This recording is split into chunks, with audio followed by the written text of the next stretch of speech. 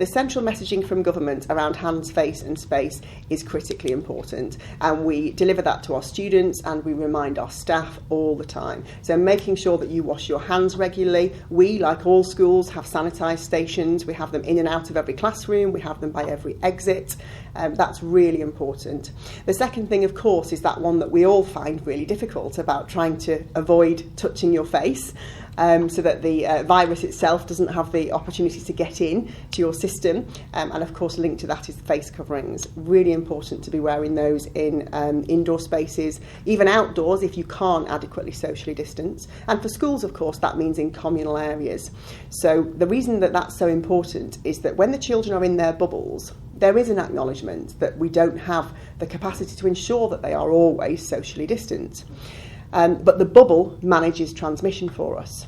Where it becomes complicated is that when those students move between lessons or travel to and from school, or perhaps maybe they are socialising outside school, we don't know then where the virus goes. So it's incredibly important that that face mask is worn at any point where there could be an unknown contact. Every day when students come in, there is a briefing that goes to staff, and in their period 1 lesson they get key reminders which are usually focused around the hands, face, space message, particularly face coverings in school, for example. But we do also cross into wider messages for them. So one of the messages I've been giving this week, for example, it feels a little bit complicated to explain to them. What they often say to me is, why is it though, miss, if I'm in school with my friends all day, why can't I see all of those friends outside school? Why is there only 6 people allowed outside, but in school I'm in my class, my bubble of 30? And I've been trying to explain that to them really clearly. It's because in school, like in many organised spaces, there are cleaning routines and bubble, test and trace management procedures in place. But as soon as you go into a place that is less regulated, we're much less in control of what happens. That's why it's so important that outside school everybody follows the same rules. So people should not be mixing outside their own household or support bubble, and for any reason, if they are outside, there should not be more than 6 of them.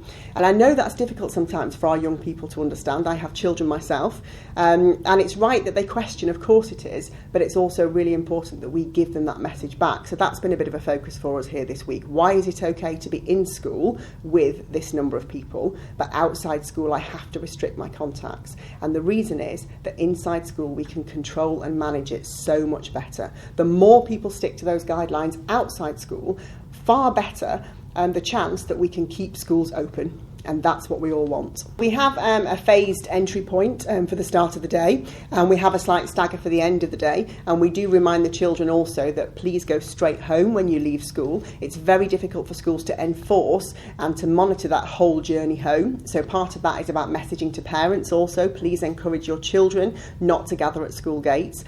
And I would say also, sometimes for some of my primary colleagues, they face a very different challenge, don't they, in that younger children, of course, who are being collected from school by their parents, very difficult then to manage how many adults need to come to the school to collect children at the same time. So I think it's really important that the message doesn't just go to the children, it also goes to mums and dads and aunts and everybody, all the lovely carers who want the very best for our Tameside children.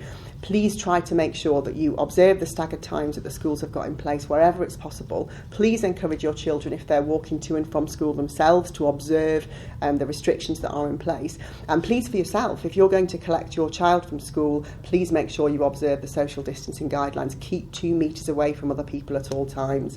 The safer we are outside school, the more we can continue with the education that we want to provide for these children. One continuation of sort of what happens when a case of COVID crops up and the children are quarantined, remote learning kicks in. So the teacher doesn't get to go home and do nothing. They don't. Presumably it becomes more problematic and more work in terms of setting up Microsoft Team meetings with all individual children. So that carries on for 2 weeks. Yeah, so the idea is that if we have a case in school, what we try to do is be sure that we have halted any possible transmission of that case. So once we have done our contact tracing, we close that bubble.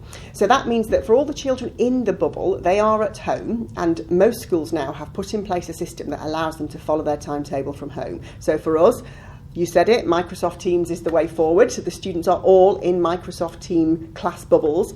They can access their lesson materials online, and our teaching staff can be in touch with them. So I actually saw a remote lesson, an English teacher here at Great Academy Ashton the other day, who posted his lesson materials and chatted to all the children online via a messaging service, was able to ask them questions, set them mini challenges, so they can follow their learning from home.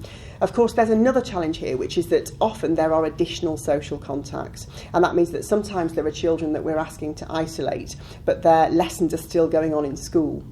So what we are doing, and again what lots of other schools are doing, is trying to make sure that we upload the equivalent work to the relevant Microsoft team so that those children can follow their lesson at home as well.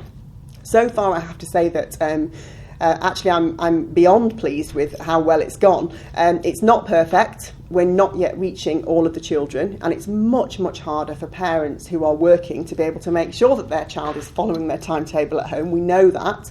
But I have to say the children here, more and more of them every single time, are logging on, checking in, and asking us how they can keep up with their learning. So that has been a positive from this, in that I can see how well motivated they are, and it's another reason why it's so important we keep schools open. This is about children valuing their education, having access to it. They definitely want to do it, so we've got to keep them in. We've got to keep them going. Any final safety messages for students and parents coming to the Great Academy and secondary schools throughout Tameside? Of course. The most important thing that I want to say is that if you do develop one of those symptoms, no matter how mild it is, a new or continuous cough, a high temperature, or a change to your sense of taste or smell, it's really important that you get online or call and book a test as soon as you possibly can. I know that it's difficult, and I know that there are some waits, but it's important that if possible you can get that test within the first 5 days of symptoms so that we get a reliable indicator.